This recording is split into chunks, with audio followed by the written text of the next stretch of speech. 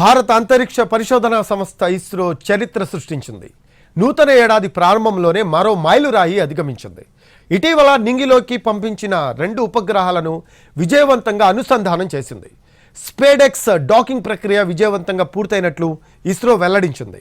America, Russia, China తర్వాత ఈ ఘనత సాధించిన 4వ దేశంగా భారత్ అవతరించింది.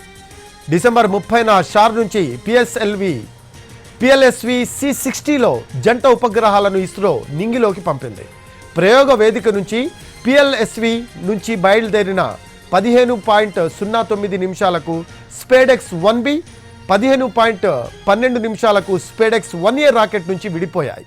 ఆ తర్వాత వీటి డాకింగ్ కోసం 3 సార్లు ప్రయత్నించగా పలు కారణాల వల్ల ఇది వాయిదా పడుతూ వచ్చింది. చివరకు ఇవాళ వీటి అనుసంధానం ప్రక్రియను చేపట్టారు. ఈ క్రమంలోనే 2 ఉపగ్రహాల మధ్య దూరాన్ని 15 మీటర్ల నుంచి 3 మీటర్లకు తీసుకొచ్చారు. అక్కడ ఉపగ్రహాలను హోల్డ్ చేసి డాకింగ్ మొదలుపెట్టారు. ఈ ప్రక్రియ విజయవంతమైనట్లు ఇస్రో పోస్ట్ చేసింది. డాకింగ్ ప్రక్రియ పూర్తి కావడంతో ఇస్రోపై అభినందనల వర్షం కురుస్తోంది.